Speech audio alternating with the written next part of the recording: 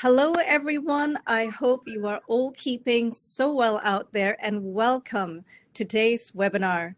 We are going to focus on the latest advancements in periorbital rejuvenation, combining the very latest innovative EMFACE eye applicator and injectables. Our expert panel, including myself, will guide you through a detailed exploration of the anatomy of the periorbital area, the impact of aging, and how these powerful treatments work together to restore youthfulness around the eyes. From muscle toning techniques to the seamless integration of EMFACE and injectables into clinical protocols, you will gain valuable insights into enhancing your practice and achieving superior natural looking results for your patients. We are all excited to have you, over 900 of you globally, join us for this informative session today. I hope you enjoyed this session. So good evening, everyone. My name is Miss Sherina Balaratnam. I'm from the UK, and I am joined together tonight with and for two amazing panel speakers of mine. So a little bit about what's happening today. We have got three amazing speakers, and we're going to be discussing all things periorbital area. This is an intricate area that all patients do come to us requesting treatment, requesting results as safely, effectively, and naturally as they can, and as weak as practitioners can deliver. It requires a great understanding of the anatomy. It requires an excellent knowledge of aging, and it requires expert skill when combining injections together with energy-based devices to ensure that they receive these results. So our esteemed panelists are going to share their insights on what makes this area particularly challenging, but also particularly rewarding to address the common concerns associated with it. I would like to start with our first presentation delivered by Professor Sebastian Cotofana. He will begin by examining the intricate anatomy of the periorbital area, as well as his aging processes. Professor Cotofana will be highlighting muscle toning as a key strategy to counteract these changes. Next up will be myself, and I'll be talking to you my why on why I've introduced EMFACE eyes into my practice. And finally, renowned dermatologist all the way from the USA, Dr. Melanie will be sharing her experience combining injectables in the periorbital area together with EMFACE eyes, and how she seamlessly delivers her protocols in order to restore beautiful results to her patients. So let's get started, ladies and gentlemen, and enjoy. It gives me great honor and a privilege to introduce the first speaker for today, Professor Sebastian Cotofana. I've had the privilege of learning from Professor Cotofana on webinars all around the world, to his anatomy teachings as well. He is a recognized global anatomist, world's leading anatomist in the field of facial aesthetics. Many of you are going to be familiar with him. With extensive research and expertise, Professor Cotofana is one of the world's sought-after speakers and influencers in aesthetic research worldwide. And he holds multiple honorary professorships at Queen Mary's University in London, England, as well as the Pirogov University in Moscow, Russia, and in the Department of Plastic and Reconstructive Surgery, Guangdong Second Provincial General Hospital in China. I'm honored to introduce Professor Cotofana to you. Sherina, thank you so much. That was very kind, and I'm really sorry for this long introduction of all of these accolades. But guys out there, we're really happy to have you for this webinar, and we're going to share some amazing new insights, not only on anatomy, but also on the new technology and how this will help your clinical practice and how this will help your patients to achieve superior outcomes. And unfortunately, to understand this better, you need to know anatomy. I'm really sorry about this. This is kind of like, most of you have thought, well, after medical school, I never need to hear about anatomy again. And voila, you are here back again listening about anatomy as it is relevant and as it pertains for your treatments. So let's get started on this presentation, which of course, multiple information can also be found here on Cotofana Anatomy, where you can find significantly more on this one. And the topic today is periorbital anatomy. And periorbital anatomy, I structured my talk into supraorbital and into infraorbital, because these are two different things, two different compartments with two different aesthetic needs that you need to consider. I have nothing to disclose because I'm presenting on anatomy and on the respective underlying research results, but I would kindly ask you, do not take pictures or videos of the donors of the anatomic content, because it's about respecting donor privacy. Those who did anatomy courses with me, you know exactly, I'm always at the beginning of the course make you aware of what to take care of these respective aspects. So first topic is supraorbital, and for supraorbital we're going to review the intricacy of the respective anatomy by looking at this. This exposes the frontalis muscle. Frontalis muscle, very important because it sits within a sleeping bag. On top of the muscle you can see some whitish fibers, that's the coverage of the respective sleeping bag, and on the underside you can see this other fascia there, that's the underside of the sleeping bag. So very important to understand the effects of the forehead applicator. These are the two respective supraorbital and supratrochlear neurovascular bundles, which give rise to the respective arteries and nerves. And now I'm pulling back up the flap that I just raised, and I'm elevating the frontalis muscle, and this makes you see significantly better the subfrontalis fascia. This makes you understand that yes, the frontalis muscle is truly in a sleeping bag. There is fat located between the frontalis muscle and the subfrontalis fascia, which I'm grabbing right now, and you can see that this fat is continuous into the upper eyelid. This fat that you just saw is referred to as preseptal fat because this fat is located anterior to the septum. And once we cut through the septum and go deeper, then we can find another muscle which is very important for elevating the eyelid, which we call levator palpebrae superioris muscle. Now, as we move on with my presentation to the next slide, I would like to remind you that the treatments, independent if we're focusing in this webinar, just focusing on the periorbital region, they are co-influenced by also treatments of the forehead or of other facial regions because they are layers, and these layers connect the respective regions with each other. And if you look at this layer dissection, you might be surprised how many layers there are in the forehead, and then how these layers transition down into the respective supraorbital region. And you can also follow these respective layers coming from the forehead down into that area, and these layers can also be found with ultrasound. Most of you have ultrasound in your clinical practices, and you can just apply this knowledge and continue with identifying their respective layers, which are important. But there's a couple of things that you need to consider, especially when we're talking about the upper eyelid. On the upper eyelid, if we do a layer by layer dissection, it is important to understand what comes after the skin and what follows deep to the skin. So first of all, we do have the skin. After that, we do have the orbicularis oculi muscle. Below the orbicularis oculi muscle, we have a layer of fat. That is this fat that I termed in this area here as preseptal fat. It's referred to as preseptal fat because it lies anterior to the septum. But this fat can have different extents. It can have different sizes, and along with also fat that is located deep to the septum and anterior to the aponeurosis of the levator muscle, which we then call pre-aponeurotic fat. And the best way to understand this is if you look at this cross-section. This is from another publication that was published in 2015.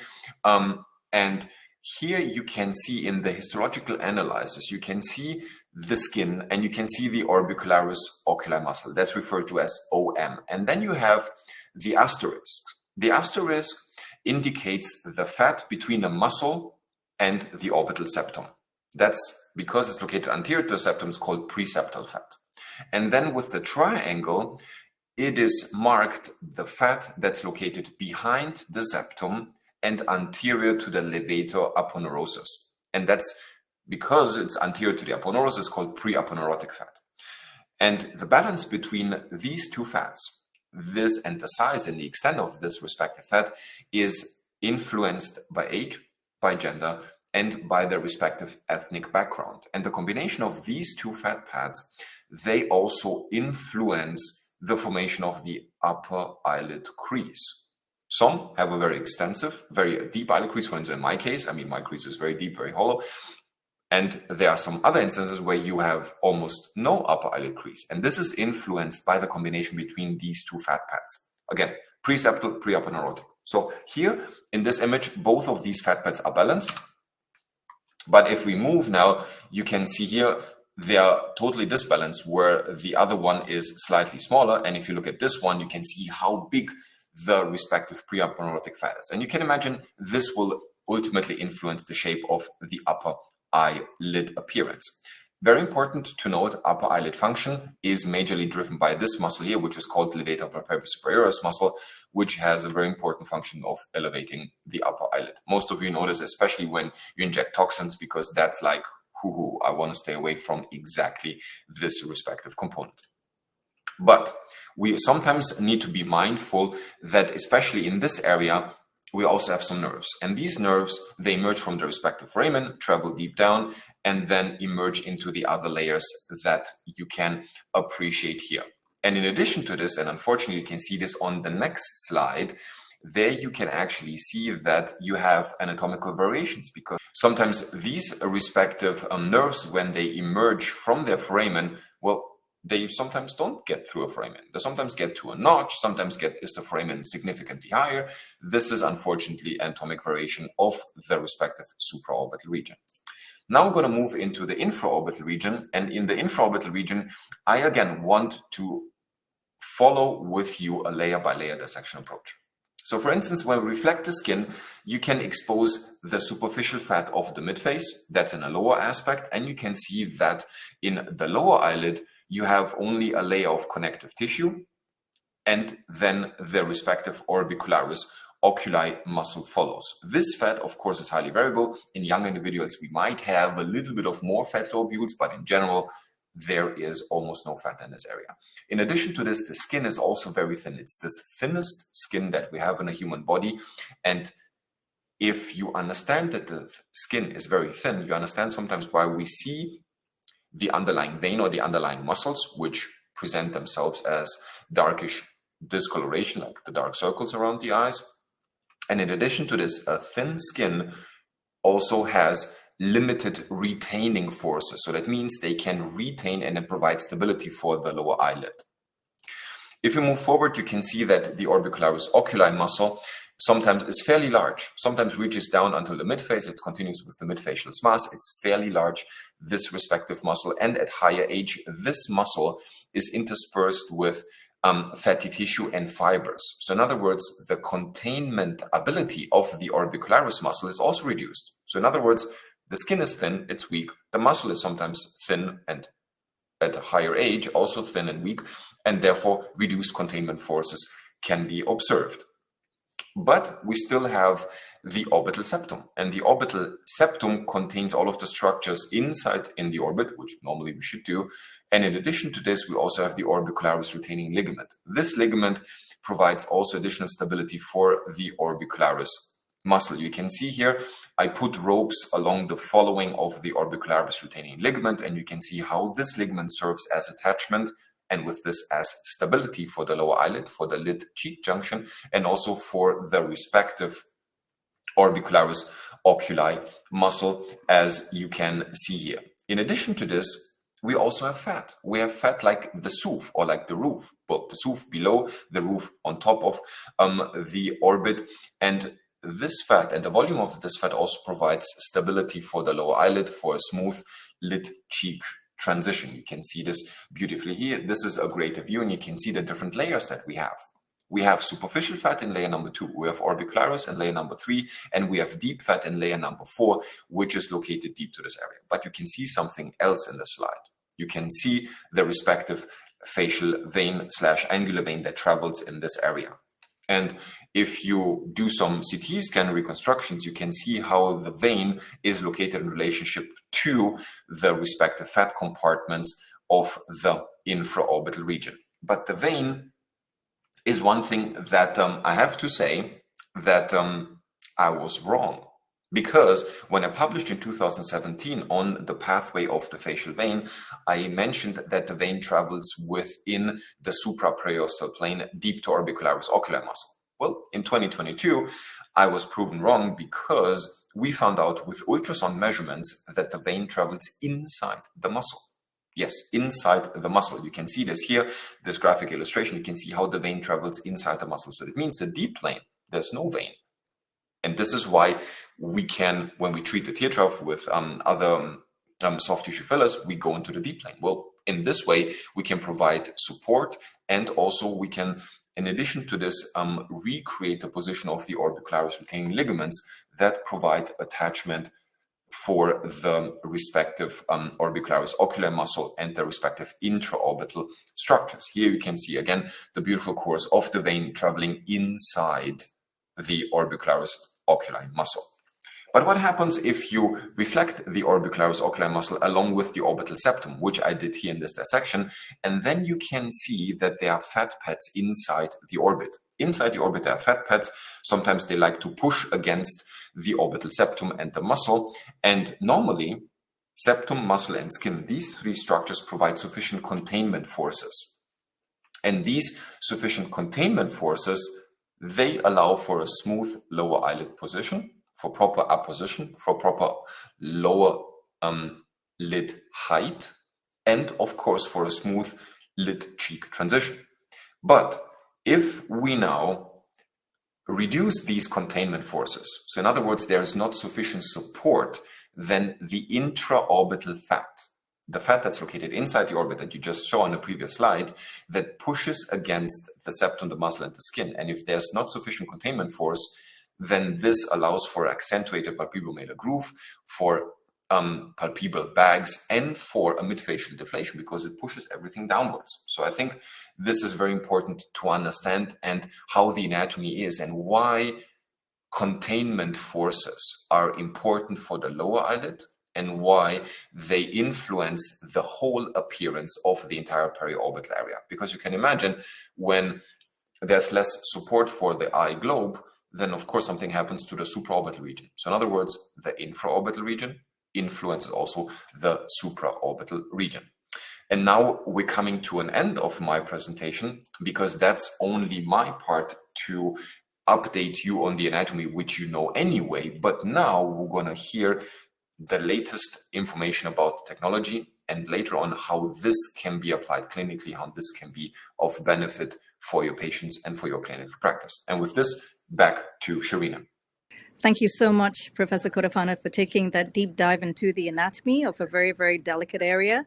I think as injectors, as well as energy-based users, it's really important to understand the critical influence of our treatments and where it's placed in the anatomy. It's great also to see how the anatomy is newer. You know, you're researching and you're finding out more as well. So we really appreciate you for sharing those new insights with us too. Thank you. Thank you. Right, ladies and gentlemen, it's my turn next. I'm going to be taking you through a deep dive on my why. And I think it's really important to understand why I've introduced treatments like EMFACE into my practice, how I combine it with facial injectables, and what I really saw was the future in my practice when it came to this. So I'm going to share my slide deck with you, a little bit about me. My background comes from reconstructive plastic surgery. I was a surgeon for 12 years in the NHS, predominantly in burns and skin cancer.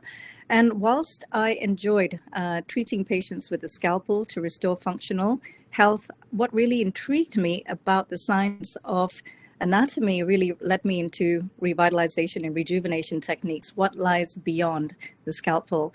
This has led me to open my clinic in Buckinghamshire, UK, where I specialize in everything non-invasive skin, face, scalp, and body. And I love enjoying regenerative treatments combined with energy devices and injectables to get beautiful results. So I want to go back to 2013. This is one of my patients. She's 49 years old, lost a lot of volume. And as you can see, she's deflated. And it took me up to about 13 syringes of facial filler back then in 2013 to get these results. Fast forward 5 years, again, another patient, accelerated aging. And it took 8 syringes of filler to get her to the middle picture, and a further 5, all at the same session, to get her to this point.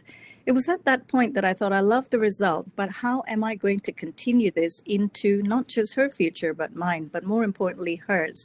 Are we going to keep using this volume of filler? How long are we going to use it for during her lifespan? Is it going to be sustainable for her? but most importantly, is it going to be safe for her as she goes into her 60s, 70s, and 80s? And I couldn't help but think about all of the layers of aging, the 5 layers from skin to subcutaneous fat, superficial to muscle to deep fat to bone. And I thought something was missing.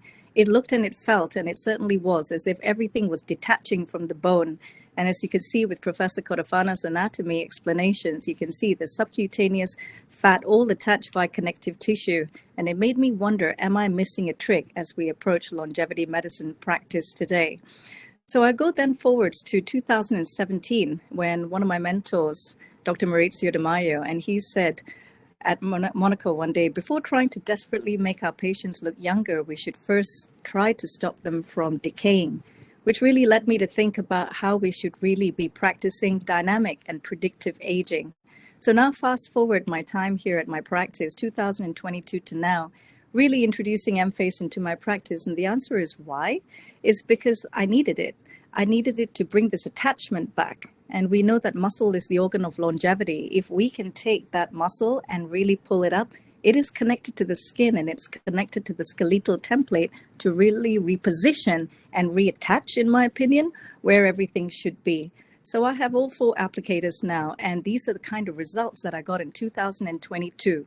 We got these kind of beautiful, safe, natural, pin-back results with our patients, and they not only look good, but they also felt great.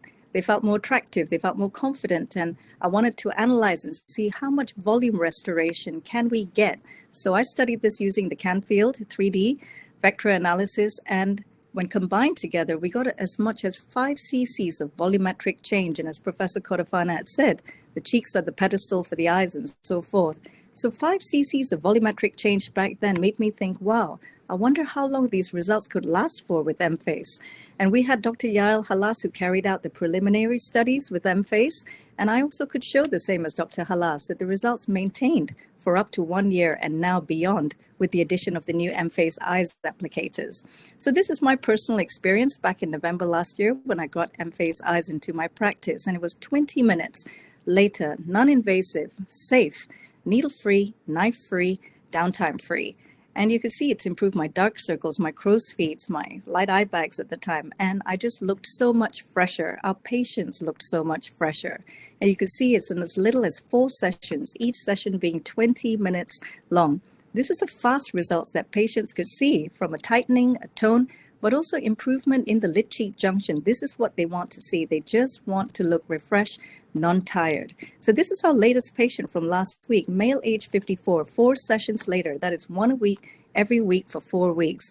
And you can see results like how I got back in 2018 with 13 syringes of filler. This is still an early result, but you can see he just looks well. And as you can see from the eye bag area, everything is restored, as Professor Cotofana had said, the infraorbital rim, etc. So I'll come to that later, but really it comes down to the legacy of the technology.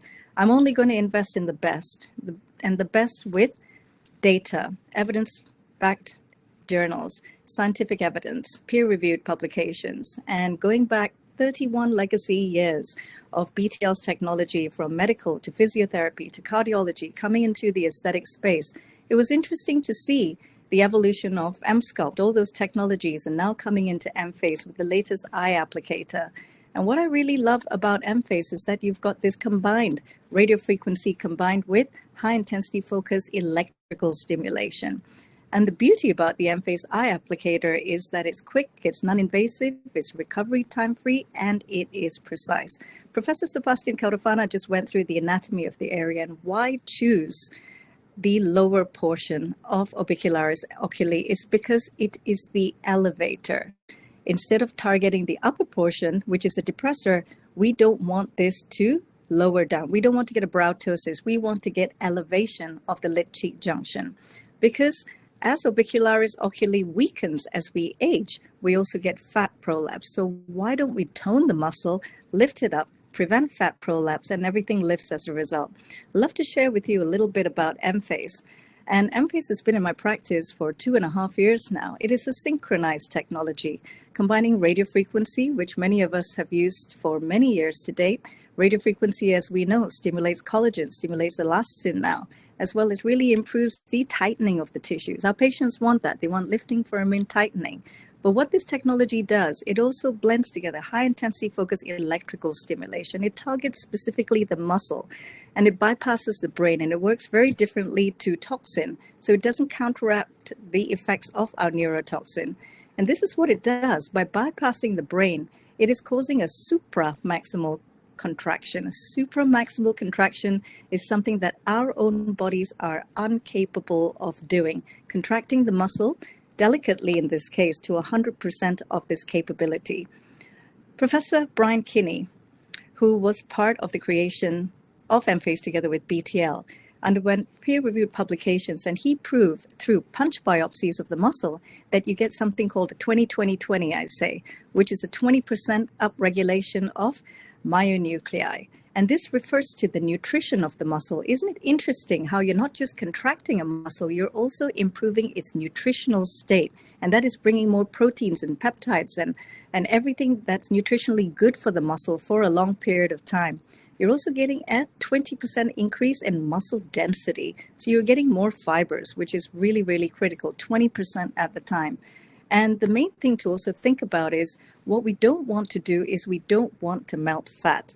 So this synchro technology keeps the heat at 40 to 42 degrees. This is optimum for collagenesis because we don't want any of these treatments to melt fat in the face, and I certainly don't. And the reason I bring a lot of these technologies into my practice is because ultimately I want them for me, and I certainly don't want to melt fat in my face. So what are we really looking at here? We're looking at a 30% increase in collagen formation. That is fantastic. And for the first time ever, we're looking at an improvement in elasticity. Now, we've never been able to target elastin production to this level, 129% increase in elastin. Now, collagen thickens, whereas elasticity improves elastin. So this is where the thin, delicate area of the skin around the eyes becomes very, very treated. Why think about collagenesis? Well, we lose 1% collagen, elastin, and hyaluronic acid as we age. What we see with EMFACE is a reboot of that collagenesis, but as we know, it improves over time. We do need to feed it, water it, love it, and light it sometimes, but this is something I'll come to next. So the synchronized radiofrequency heats this delicate tissue up to 40 to 42 degrees.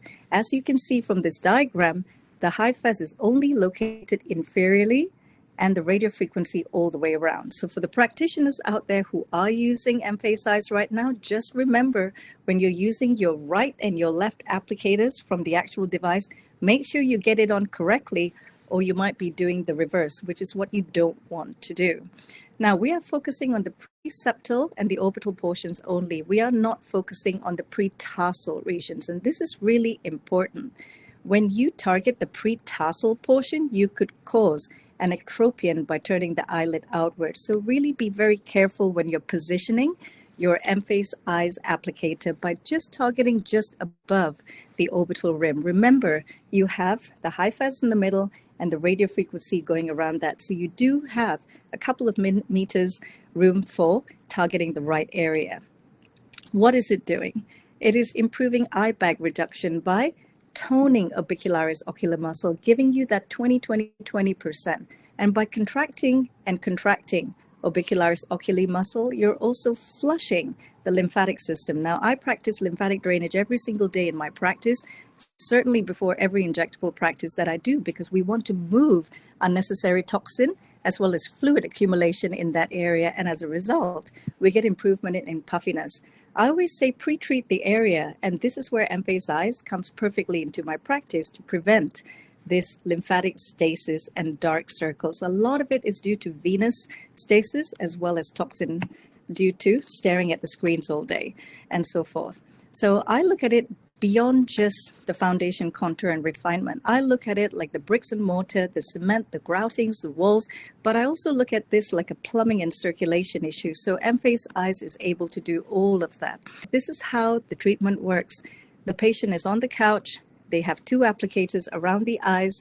You can see the contractions coming. I will say it feels so comfortable, and it's done in as little as 20 minutes with no downtime, no redness, no bruising, no swelling, and the patient is absolutely fine to go home and enjoy the experience. So these are some of my results from just 4 sessions later. The beauty about radiofrequency, it can be used on all ages and all skin types because it is what I call colorblind. So it can be used in everyone. And the main thing that you can see is improvement in this lid-cheek junction. You don't see the infraorbital rim.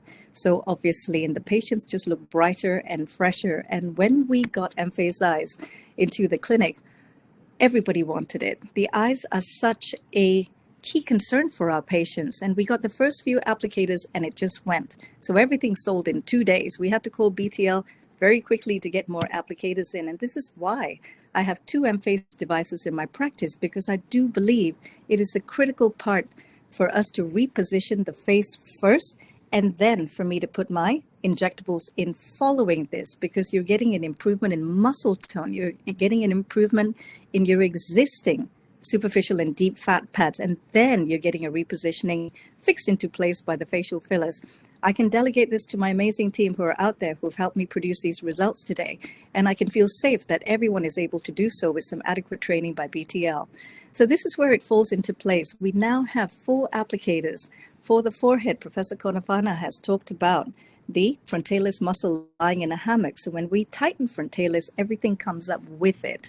And then next, we also have the cheek applicators, which, as you know, works not only through the skin, but it goes through all the connective tissue, through the fat, and repositions SMAS. And when we do that, we're getting a repositioning of the cheek as well as the jawline. And then the third applicator that came through last year was for the submentum area. And we're getting a tightening of the anterior bellies of digastric muscle. We aren't able to get to the 2 anterior bellies of digastric until we go through a deep plane facelift.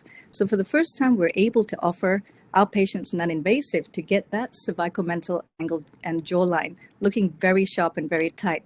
And then now this year, launching to you the eye applicator, which we're super excited to share with you today. I want to share with you this critical slide, and Professor Cotofana described this beautifully. Why does the cheek come up, and why does the midfacial fat in the cheek restore? And this is because of the transverse facial septum. The transverse facial septum connects to the deep malar cheek fat pad. And when we tighten this with the cheek applicator, this is why you get a restoration of the fat pad. The patient looks more tight, they look more attached, the lid cheek junction is improved, and everything about the patient looks so much more improved. We can see this time and time again with our patients. And when we first started all 3 areas, it was so clear that there was just one thing missing, and that was the eyes. So this was an easy introduction into our practice because patients wanted it. It was the last thing that was needed in our practice. And then I look at my older patients, and this is really interesting because we look at the 12 hallmarks of aging. Our patients now are going into their 70s and 80s. We know that they're undergoing immune decline. We know that they're also having microbiome changes. Many patients are now ill for a lot longer. Do I really feel comfortable injecting them with large volumes of filler? So the answer is I start off with EMFACE. I reposition everything back into their facial tissues and structure. And then I use autologous fillers, such as PRP filler, in order to restore volume. And this correction is so much more safer, it's so much more reliable for me because it also integrates them beautifully together with EMFACE to deliver these results. But look at the final area that we haven't quite tackled yet. This is where EMFACE eyes comes into place, and I look forward to sharing the results with you soon. So ladies and gentlemen, look, we know so much about skin aging. We know about skeletal tissue aging. We now know about muscle aging in the body as well as the face. So when we think about addressing predictive aging, which is what we should be doing nowadays, we can think if this is a young girl at 25 and this is the kind of result that she got in just 20 minutes when we thought she didn't need anything at all, we can see she is lifted. So why not think about this sort of approach across the board for all of our patients? And I go back to this gentleman who's only 54. Why not introduce a treatment like this to lift, to restore, to regenerate all of his connective tissue, to bring him back to where he used to be? So this is only a 1-month-old result. I look forward to what's to come. So for me, it can be applied to everybody, EMFACE and EMFACE eyes in all of the areas. We can treat 100% of patients, male, female, for all patients who want needle-free objectives, where we're getting to that tipping point with our injectables where we don't want as practitioners to do anymore. And as well as our post-facelift patients, it certainly does extend the longevity of the patient and the longevity of the facelift, because I want my patients to age as well as they can, for as long as they can, for as safe as we can. But I do have a little bit of homework for patients. Feed it, water it, love it, light it. Drink more water, move, manual lymphatic drainage, do more exercise, get good sleep. It's really important for people to do that. I put positive emotional well-being because a lot of patients are going through a hard time right now with bereavement, feeling negative. So I say, look, this is not something for patients who are currently crying right now. We need to kind of like move forwards, as well as to use good eye care. So for me, EMFACE fits critically in all of my treatments, from skin to face to scalp to body. It is delegatable, it's safe, it's easy, and it's done in as little as 20 minutes. And the most important thing for those out there who haven't felt it yet, feel it, because it's the one treatment that I do that makes people feel really good. I look forward to receiving your questions at the end of the webinar, and we look forward to our next presenter as well. So without any further ado, I am so delighted to introduce to you Dr. Melanie Palm. Dr. Palm is a board-certified dermatologist, and she is from the San Diego, California area. She is the founder of her beautiful clinic, The Art of Skin MD, in Solana Beach, California. She's the assistant clinical professor at the University of California, San Diego. She's also an affiliate staff physician at Scripps Encinitas Memorial Hospital. She has a beautiful practice and a fantastic, gentle, artistic approach to her patients. And I'm so excited to welcome her to you to share her protocols on injectables and EMFACE eyes. Thank you, Dr. Palm. Thank you, Dr. Balaratnam. And, this is our first opportunity to work together. And I love that you are half the world away, and we all need to give you thanks and a round of applause, because I think it's like midnight your time, which is phenomenal. But I think despite that distance, great minds that I think are thoughtful about our approach to patients, we often come up with similar theories and processes. So I absolutely love your presentation. And you've got a little bit of a head start because you've had this lovely device in your hands a little bit longer than we have here in Southern California. But today I wanted to share with the audience our experience with being one of the 3 clinical investigators in the trial here in the US to look at this new application for EMFACE. Our clinic's history with EMFACE is we were one of the first in the US, and I think maybe the first in California, for sure in Southern California, to have EMFACE. And it really has, like a couple of other sort of procedures that I perform in my clinic, I think foundational to really beautiful results in our patients, undetectable, which I'm glad to see that the pendulum is sort of swinging towards a very natural, authentic look, one that has restraint. That's something that I've preached for a long time. And I love this applicator too, because as we all know, the eyes are the windows into the world. One of my sort of favorite scientific stories to tell of why that's important dates back to a Russian scientist named Urbis. And back in the 60s, I think it was 1967, he actually did studies on visual tracking of the face. And when we are assessing a new face, what do? We go eyeballs, eyeballs, eyeballs, eyeballs, maybe to the nose, finally to the lips, then the perimeter of the face, and we go back to the eyeballs. So I think the periocular area is so vitally important to the work we do. And that's why I'm excited to talk about some of the preliminary results of what we're seeing here in the US. So you've already gave me a beautiful background, so I won't belabor that. I do sit on the medical advisory board for BTL, and I was involved as one of the 3 clinical investigators for EMFACE eyes.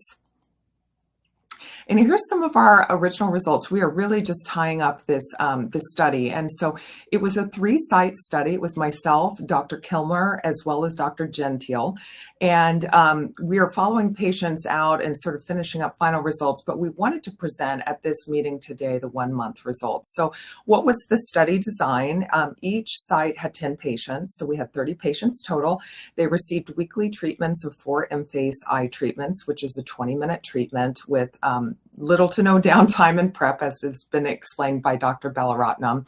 And then we looked at several factors. We wanted to look at eye bags, crow's feet, as well as dark circles. And there was a high measure in terms of the severity of some of these manifestations in the infraorbital region that was required for patients to qualify for this. So they really had to have pretty moderate to severe manifestations of eye bags.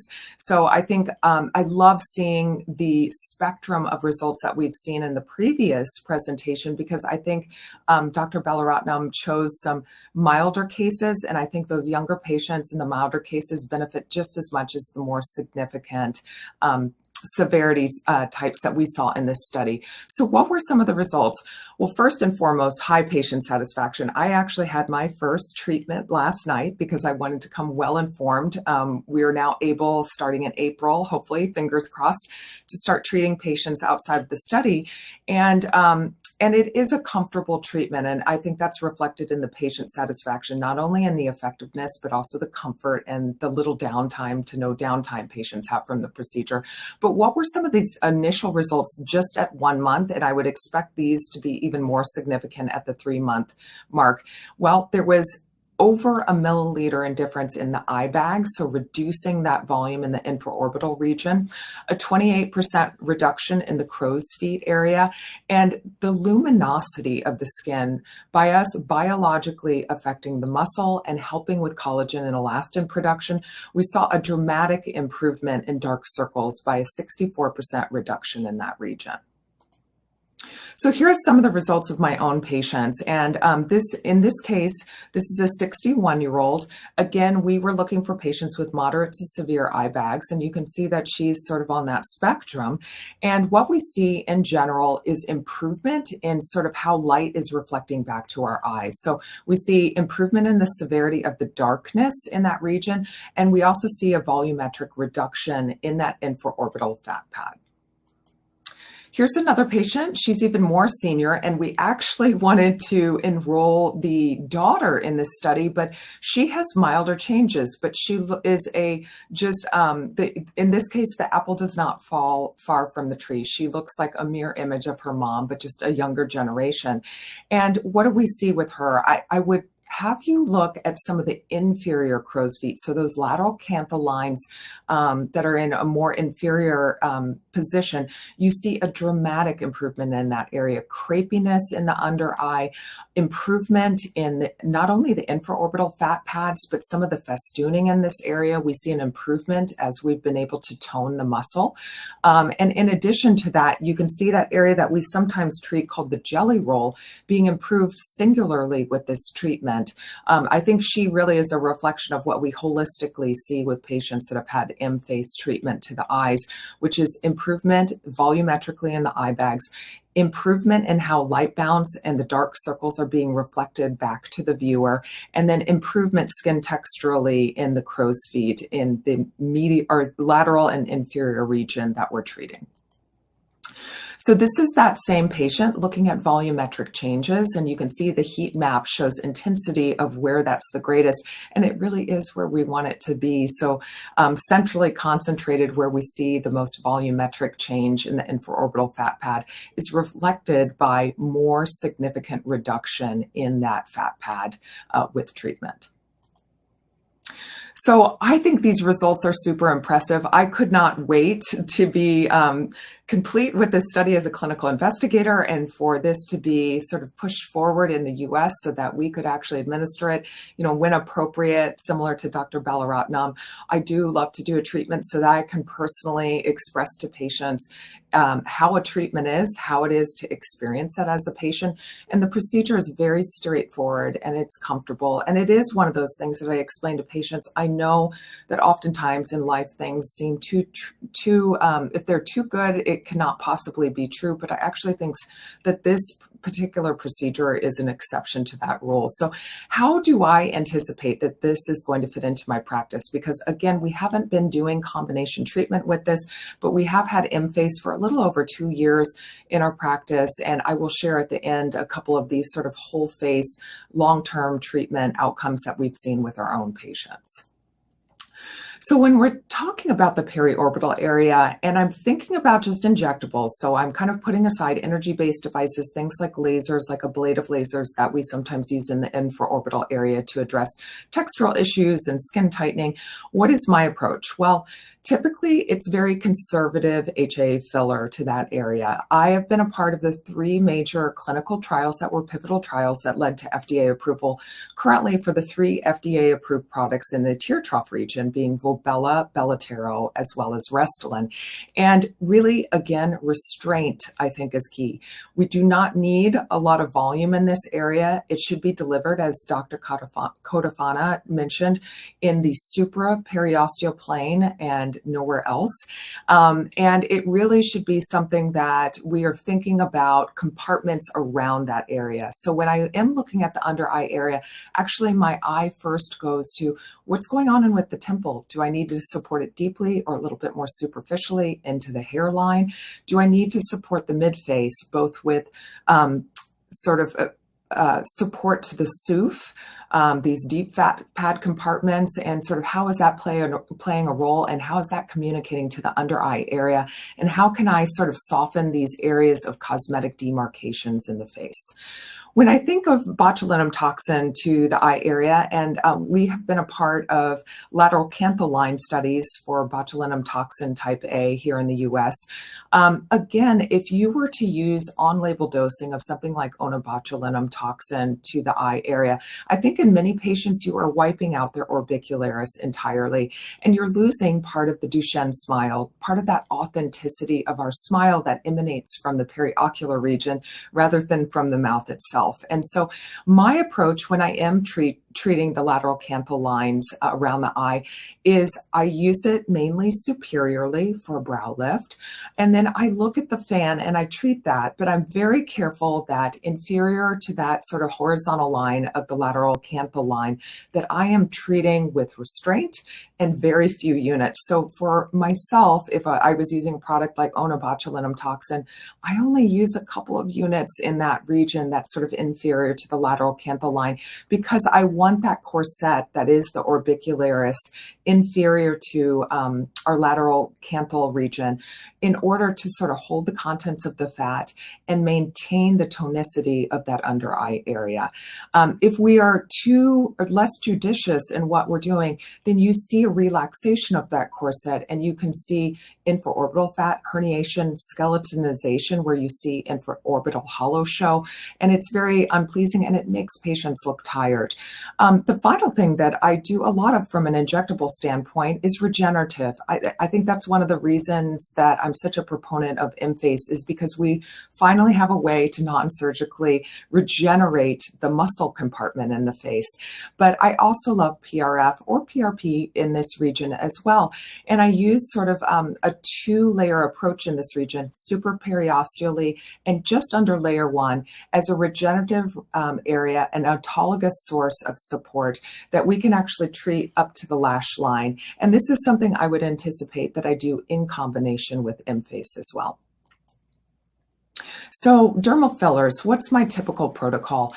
I sort of explained this, I think in the previous slide, but really we want to restore and create structure in these areas. I tell patients that, the sides of our face should be similarly looking brothers or sisters. They shouldn't necessarily be twins. I think a little bit of asymmetry is what creates authenticity in our face. It's what characteristically makes us us. So I don't try to totally take that away, but the purpose of fillers should really be able to support the foundation around the eyes. And then with restraint, if needed, I do use fillers, but we don't want to use it if patients have true infraorbital fat pad herniation and under eye bags. These are patients that traditionally, prior to the introduction of this technology, I would work hand in hand with an oculoplastic surgeon for them to help with reduction in that region and replacement of fat pads if appropriate. And really shouldn't be the place of fillers to try and obfuscate and camouflage that region, because although it may look beautiful initially, I think it can be problematic down the road. And I think, there has been such a social media tide for sort of patients wanting a very natural and toned look, which I think has always been our aesthetic, and really the time of just sort of multiple syringes and a too generous sort of spoonful of fillers has now passed, because we want to avoid that overfilled syndrome. So in general, I do feel that this is a very delicate region. As Dr. Cotofana went through the anatomy, there's a lot of anatomy to digest, to understand, and really be processing if we are going to treat this under eye region. And you need to keep that in mind, and you need to be very well versed. And for this reason, it requires an expert hand in order to deliver fillers in this region of the periorbital area.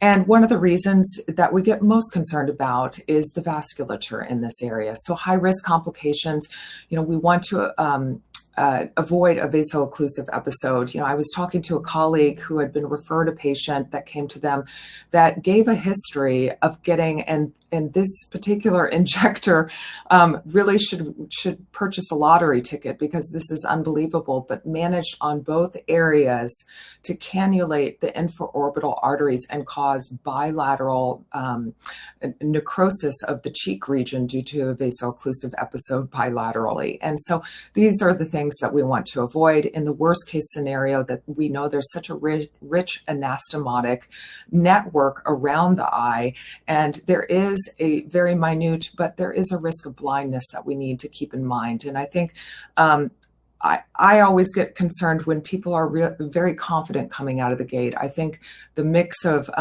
bravado and ignorance is one to be cautioned. And I think as you become a more advanced injector, you do have some reservation, and as you should. The anatomy is complex, and it's very varied depending on the individual.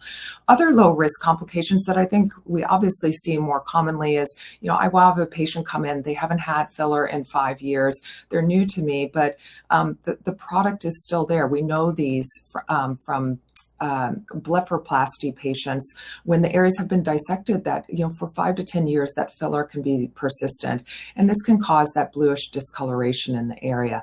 But I think what we see probably most commonly is lymphatic obstruction and compression in the area. And so for this reason, I think we need to be very thoughtful, and again, small amounts if we're using dermal fillers in this region.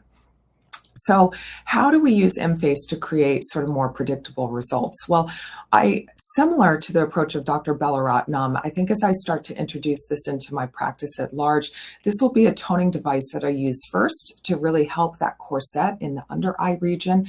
And then from there, we can think about how do we support that structurally if we're using dermal fillers or collagen stimulators. And there's several areas, if you look at this diagram, where filler has been placed, but I think several of them we really want to avoid. I think Sebastian so elegantly outlined that preseptal space of fat, and this is an area that we do not want filler to exist. In the studies, in the FDA approval, the proper placement of fillers is on the supraperiosteal plane, and that really should be the only one. We don't want it sitting above that region. And then in the mid-face, obviously, providing some support in the SUF is appropriate as well. So just touching on this, I think with EMFACE, you have an opportunity in your clinic to do a fully delicable procedure that is predictable and is comfortable for patients and tones that muscle and creates beautiful outcomes that I think are truly regenerative. And so I think this will certainly be something that I introduce on a regular basis into my armamentarium when I'm thinking about an approach to brightening the eye area and helping with periocular rejuvenation. So how about my approach to neuromodulators? Well, this is a patient that has facial asymmetry, and so you can see that the toxin doses that are being delivered are different depending on the area of treatment. But in general, as I spoke about sort of at the beginning of the talk, we really want to focus on sort of lifting the brow and softening some of the crow's feet, but not taking away some of that sort of contraction that is powerful and can be utilized in the infraorbital region to help sort of strengthen that area and help with the lid-cheek junction. So reasons to avoid fillers in this under eye area is because we can get, if we're over judicious in the use and we over relax with toxin use, we can see that protrusion in that area, and it impedes some of the lymphatic drainage. So just as a call out, again, I think restraint and thinking about a multimodal approach is best. So again, just to summarize in terms of EMFACE and the use of neuromodulators, this really can be used in conjunction with one another. We can use the neuromodulators in the superior portion of that lateral canthal line region and help that to lift the brow and treat some of the crow's feet, while we can use EMFACE to help reduce some of the eyelid bags, to help with dark circles, to improve the texture of the under eye as well. So just a couple of, I know we want to leave time for some questions, but just to show a couple of combination treatments in my own patients. Again, this is without the EMFACE eyes, but looking at a patient that's a combination treatment, again, using a little bit of product, a collagen stimulator in the lateral face that's lateral to the true ligaments of the face, a bit of cheek filler to the SOOF, and then some strengthening in the lateral jawline, and combining this with treatment in the midface and in the submentum with EMFACE. And this is another view where you can see beautiful improvements, a return to the OG curve, improvement in the volume of the cheek without really adding anything to the medial cheek volume, but just again with repositioning with better muscle tone. And then finally, this is a patient shown in her baseline that was 12 years ago and how she exists today. And we've done very little, but just consistently on her, really in the lateral face with collagen stimulators and a small amount of cheek volume and some support in her perioral region with fillers, but have done consistent toxin use. And she's now had full face treatment. So upper face, mid face, and then submental treatment with EMFACE with very beautiful results, an eye-opening look. She has a more relaxed look. She looks quite sort of angry, which is not her personality in her baseline, and looks more refreshed now today. And so with that, I am going to hand it over to our MC, Dr. Balaratnam, and I think we're going to field some questions. Thank you very much, Dr. Palm, for such a beautiful presentation. And I'm sure everyone can agree that your results are exquisite. Your patients must be over the moon, because there is absolutely no distortion of facial features. The results are, she just looks like a younger version of herself, but she's much older. Having a combination of the treatments together, you've managed to beautifully relax the depressors, and you've worked with correcting facial volume, and then you've augmented with the muscle and the skin. So this is exquisite. We've got so many questions here, and I will direct them to each and every one of you.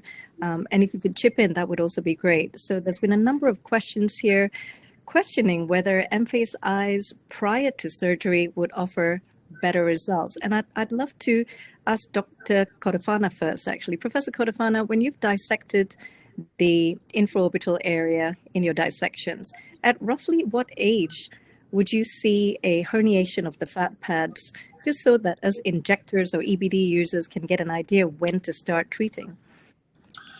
Yeah, that's actually not a very easy question, because unfortunately it highly varies. But a couple of things that we need to consider when we see palpebral bags, kind of like the protrusions, and for this we always need to be mindful what causes this. So normally the lower eyelid has three containment structures: skin, muscle, and the orbital septum. So these three components work together to keep everything that's inside the orbit inside, and to allow for a smooth transition between the lower eyelid and the cheek. But as we mature, skin gets thinner, the muscle gets weaker, and the muscle, what happens to the orbicularis muscle is when we're young, the muscle looks like this. But when we're older, the muscle starts to look like this, with fat in between and connective tissue in between. And this decreases the containment forces to keep everything where it is.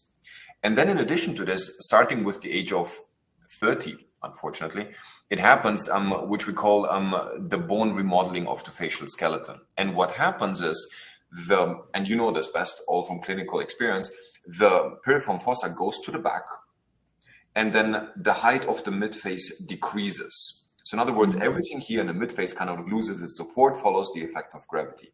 But then something else happens, which I rarely talk about because, it's too complicated. What happens is the orbital floor.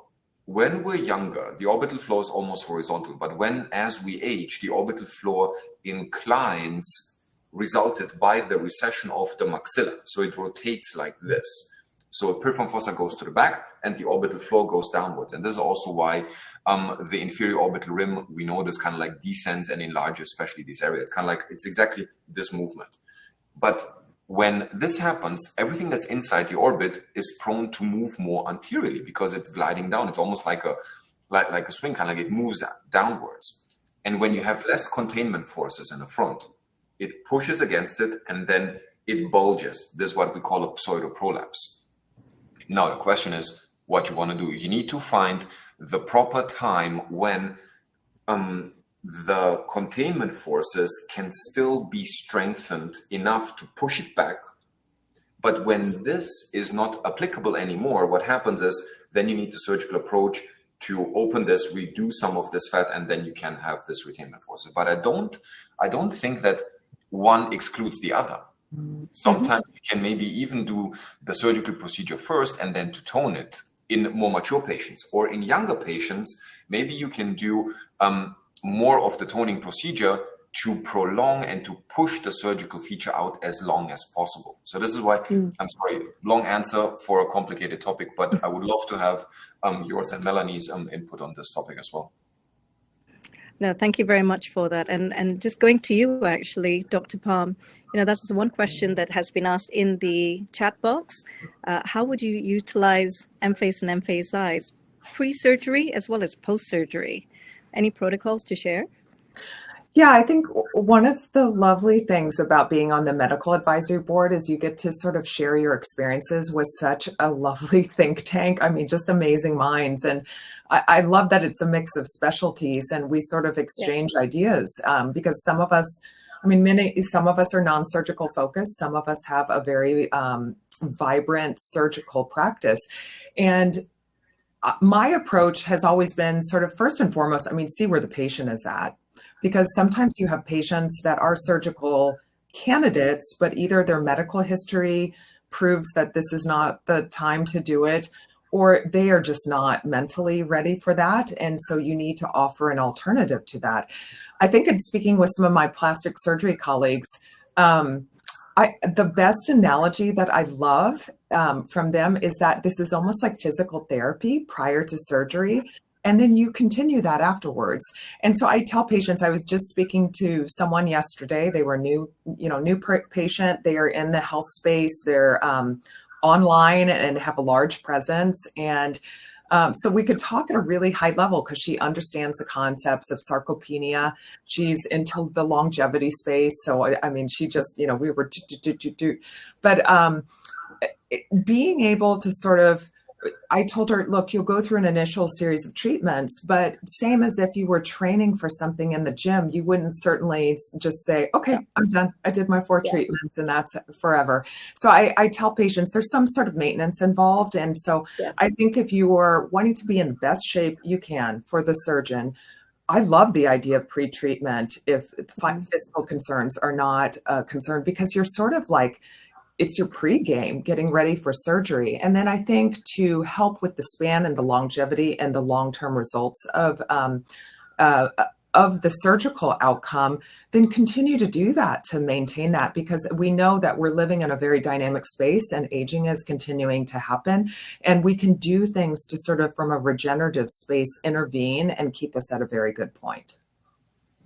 Yes, I completely agree. And I think that extension into a maintenance series actually benefits patients and they love it. They feel it, they see it, they love it. And coming back to a maintenance therapy, do you have any set protocols, whether it's 3, 4, 6 monthly? We have a number of questions here that I've asked that. Yeah, and I know there was a question about like how soon after surgery could you do that? I'm actually going to defer that maybe to you. I would always defer to the surgeon, but I would say probably 3 months for me. A month seems a little bit early, but I'm curious what your thoughts are sort of post-surgical, but I would defer to the treating surgeon in that respect. In terms of number of treatments, what we've sort of developed for EMFACE with other applicators is it's age-based, just in the way I think of collagen stimulators and the where somebody's sitting in the aging spectrum and sort of the volume deficit that we have to make up from in the craniofacial support and soft tissue support that we're trying to accomplish. I think about that with sarcopenia in the face. So if somebody is coming to us as a 30-year-old or a 40-year-old and they have maybe sort of more genetic sort of manifestations that are causing the issue that they're wanting addressed, we typically, because their cellular machinery is better, I think that they're going to respond and they're not starting at such a deficit. We would stick to sort of the 4 treatments, and we typically will do that once to twice a week, depending on their schedule. If they're more advanced in age, or we see a more sort of severe phenotype in terms of the infraorbital issues that we're dealing with, then that's typically where we recommend 6 sessions, and we've seen very nice outcomes from that. And then I think it's up to the patient. I mean, we usually recommend we know from prior studies with EMFACE that results are maintained through 6 months, but we really encourage patients to do at least 6 months a maintenance treatment. And for those that are really enthused, we've had people do it even quarterly. That's a great point. Thank you so much for sharing that. I have a very similar protocol here at the clinic. When we first started off with EMFACE, when it came to a patient with a slimmer face with not much jowling and not much descent, the protocol of 4 worked really well for me. And we reviewed our patients every 3 months to check in with the results. And with a patient where we didn't touch her for a year, she maintained her results beautifully. But what we saw an extension of the result and more lift was when we repeated it every 3 to 4 months. So that gave us a lot of success. And similar to you, where a patient was more mature, there was a lot more heaviness in the face. We carried out a series of 6 sessions done back to back, 1 or 2 a week, and they did incredibly well. So I think for those practitioners out there, I think really just examining your patients, listening to them, as well as finding out how the surgery went, if they had surgery to begin with. And I think that's really, really key. We have time for one more question, and this one is about the use of calcium hydroxyapatite and combining biostimulator injections together with EMFACE. Any protocols for that, Dr. Palm? I think if we're getting patients sort of natively and they are willing to be a little patient, I'm very similar to you. I like to put structures in place first and get that sort of anti-gravity effect and get muscle toning in play first. And then I would go back and volumetrically help them with your collagen stimulator or your filler of choice. And in this case, it sounds like the patient is, the person is referencing CAHA.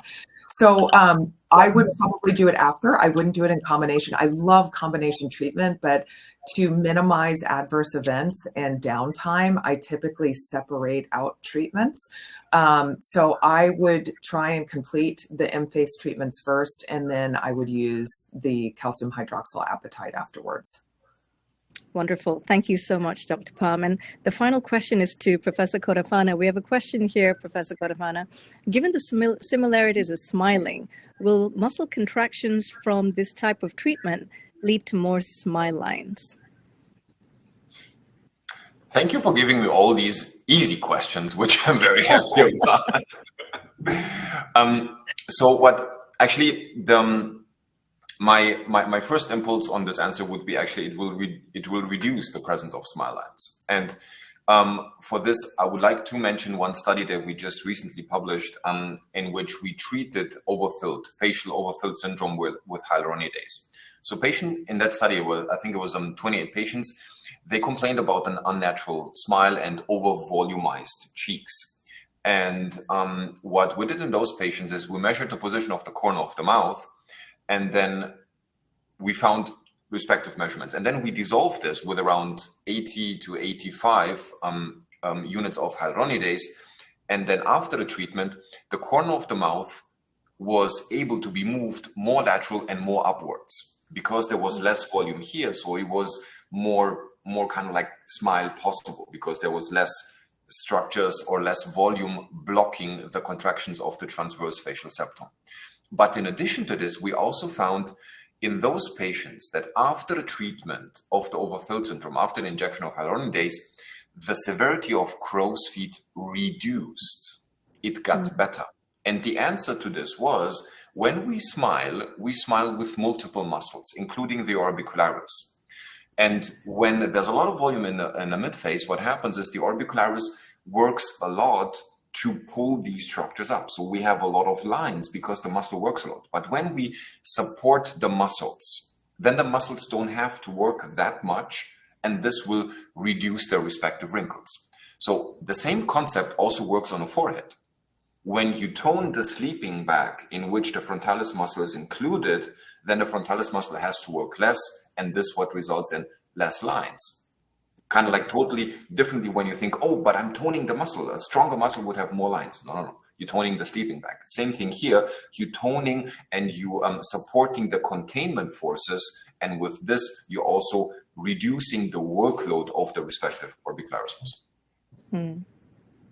Thank you so much. You made a difficult question very easy to comprehend, Professor Cotofana. Right, ladies and gentlemen, I think it's a wrap. I would like to say a huge thank you to all of our hundreds of attendees for your many questions this evening, for such a high level of engagement for this evening's webinar, all about periorbital aging, periorbital treatments, and how combination treatments really are at the centerpiece of everything that we do as practitioners. And I would like to say a big thank you to our esteemed speakers, Dr. Melanie Palm, all the way from the US, as well as Professor Sebastian Cotofana from the US too, for your key insights into this treatment and on facial aging and anatomy. And a big thank you to BTL for the opportunity for all of us to share our experience with you. Good morning, good evening, good night, everyone. Thank you and good night. Bye.